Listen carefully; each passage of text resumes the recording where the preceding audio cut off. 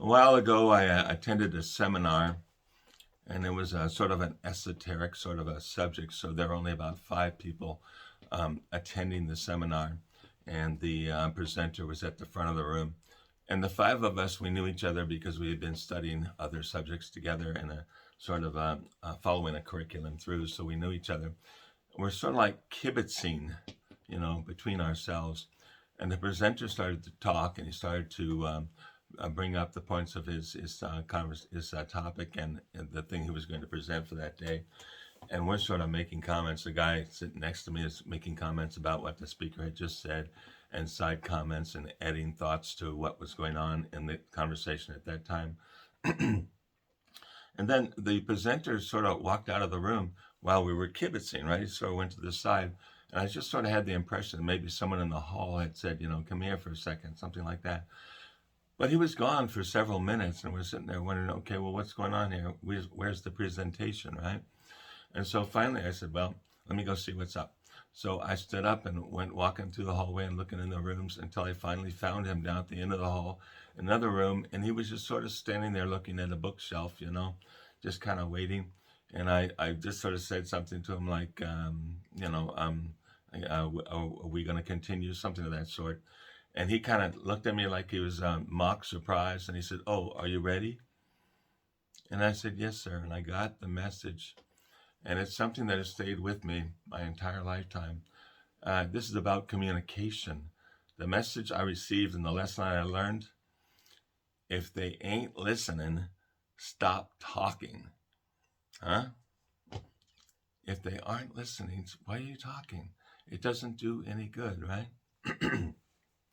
Reminds me of another experience. This one was horrible. Horrible in a sort of a social, emotional sort of a way. It was during my first year of college at the University of Arizona in Tucson. Go Wildcats! And had to live in the dorm because it was a college requirement, right? If you didn't live at home, you had to live in the dorm. So I had a roommate.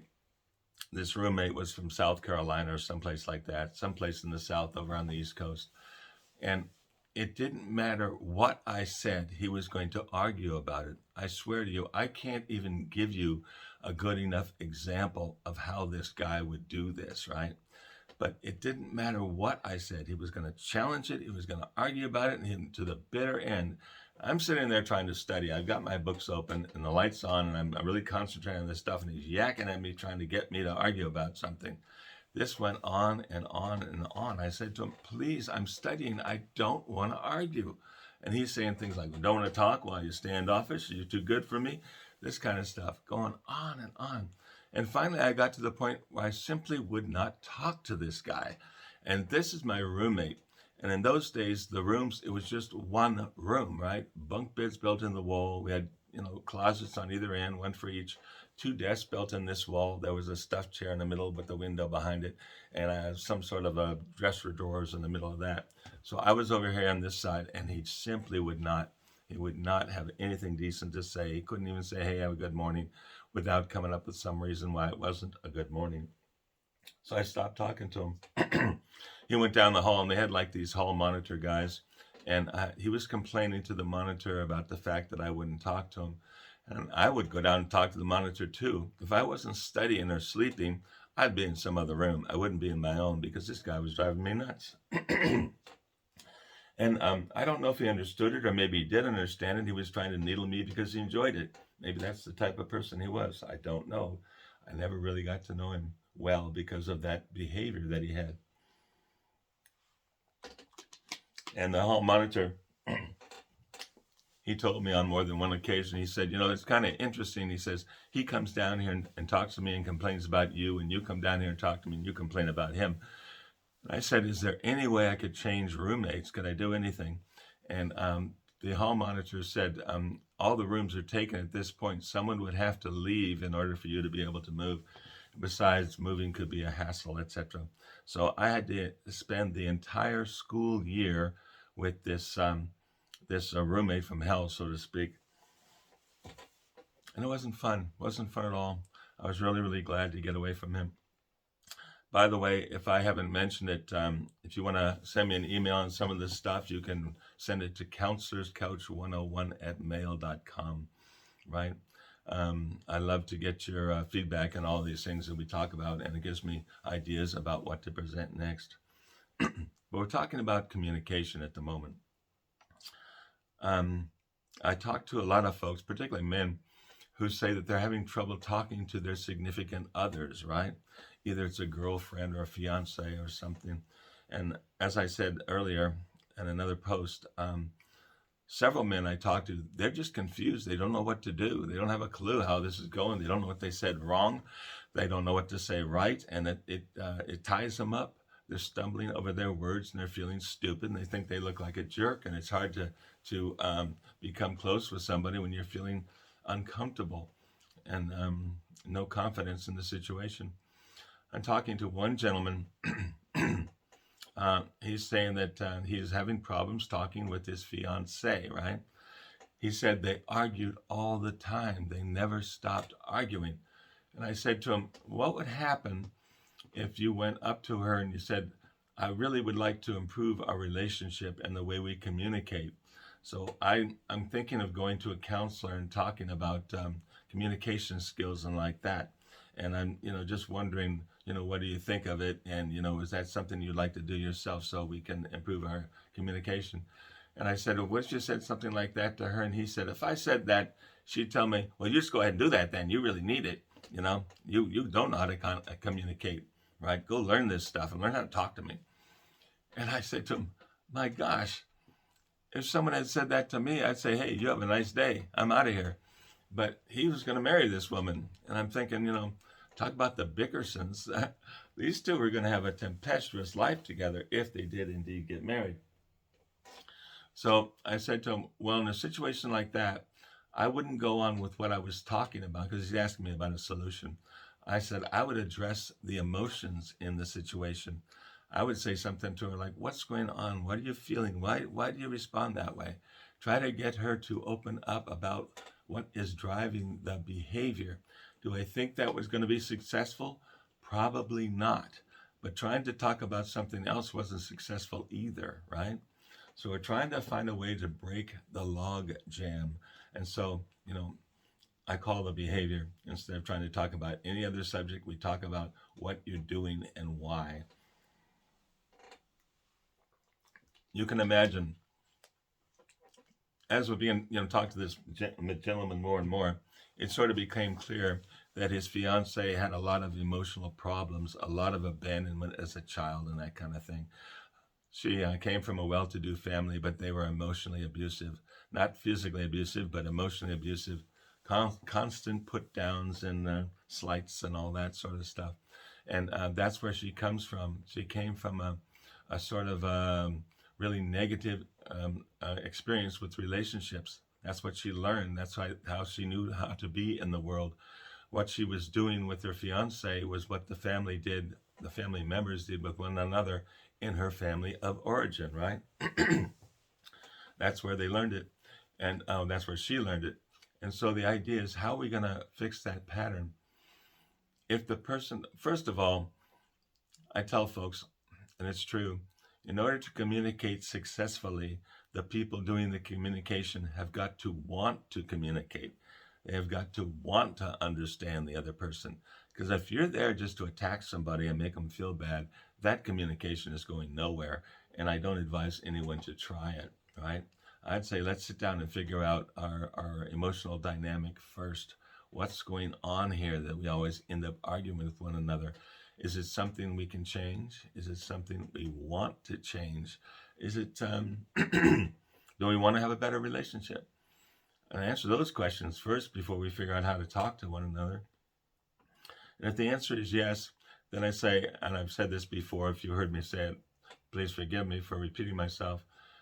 But I say, try to remember verbatim all the words that happened in the exchange if you can. All right.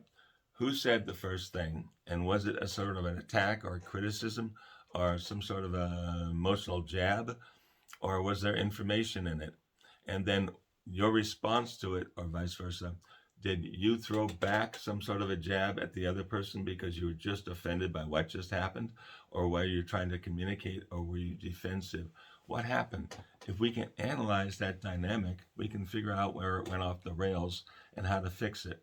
Now, if someone is arguing every step of the way, like my college roommate, I'd be talking about that and that alone. Like I say, there's no other conversation worth having if you can't get to the point where you want to understand each other. If you can't get there, there's no point in talking. If they ain't listening, you might as well be quiet. What do you think, folks? Now, there is an obvious problem in this that I'm describing now. And I've seen it happen in many, many relationships between married couples, right? It's that I call them landmines. In some instances, I call them landmines. If you talk about something, a particular something that the other person is upset by or offended by or something, they explode and you have a problem. So, what do you do with that? Well, most of us just don't talk about that subject. We just remember and remind ourselves never mention the Dodgers. Just don't, because that person is going to go off when I talk about the Dodgers, right? If it's sports, we don't mention the sorts of things that they feel offended by. And I'm not going to get into UCLA and USC, but enough said on that. They said I had a good sense of humor, but we'll see. So that's a landmine. We don't say things about the stuff that's going to set the other person off, right? We don't want to do that. We want to have a good relationship. We are trying to be a good partner, right? That's the landmine. But here's the problem. When we don't talk about it, it becomes like a brick or cinder block. And we lay it down, and there's one thing we can't talk about. And then, sure enough, if we can't talk about this one, there will be another one. We don't talk about this second one, right? And we keep putting down these bricks and these cinder blocks or whatever, and we're building a wall. I have known many couples who simply couldn't talk about anything. Nothing, ever. Everything was off limits. Everything became an argument, just like that roommate. And they didn't want it to be that way necessarily. At least one person in that couple did not want it. And it's the person who didn't want the problems who was probably building the wall. But the other person built the wall with anger. Their walls were made out of bricks of anger. And the other person is building the wall out of bricks of defensiveness. I can't talk about this. It's not safe. I can't talk about that. It's not safe. Swear to you, I've talked to many couples who simply couldn't discuss anything. And by that, I mean, they could talk about finances. Have you paid the mortgage yet? Are you going to get the wheels on the tires changed? They're going to get the tires in the car changed. Did you pick up the groceries, dry cleaning, whatever? You can talk about those things, but you can't talk about much of anything else. And heavens help you if you watch the news together. Don't ever say anything about whatever's being presented on the news, because you're going to be in trouble. And those are very, very sad relationships. They aren't even ships passing in the night. Not at all. They're sort of like you're on a ship and the other person's on an airplane. You're just not close and you're not communicating, except what you can see visually and that like. So, I guess we call this communication 101. The first thing is people have got to want to understand each other and communicate.